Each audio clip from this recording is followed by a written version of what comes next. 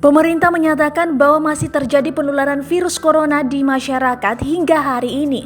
Hal ini menyebabkan kasus virus corona di Indonesia terus bertambah.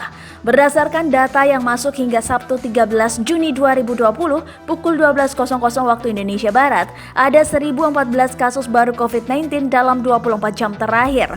Penambahan itu menyebabkan kini ada 37.420 kasus COVID-19 di Indonesia, terhitung sejak kasus pertama diumumkan pada 2 Maret 2020.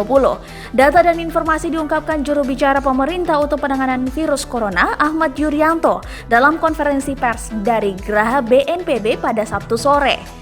Yuryanto juga memaparkan setidaknya ada 5 provinsi yang mencatat penambahan kasus COVID-19 dalam jumlah yang tinggi.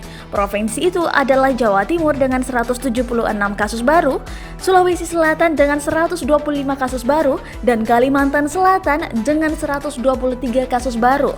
Berikutnya ada DKI Jakarta dengan 121 kasus baru, dan Sumatera Utara dengan 94 kasus baru. Data yang sama memperlihatkan bahwa ada penambahan 563 pasien COVID-19 yang dianggap sembuh. Mereka dinyatakan sembuh setelah 2 kali pemeriksaan berdasarkan PCR memperlihatkan hasil negatif virus corona. Dengan demikian, sampai saat ini ada 13.776 pasien COVID-19 di Indonesia yang dinyatakan sembuh. Namun masih ada kabar duka yang disampaikan Yuryanto dengan adanya penambahan 43 pasien COVID-19 yang meninggal dunia. Total ada 2.091 pasien COVID-19 di Indonesia yang meninggal dunia.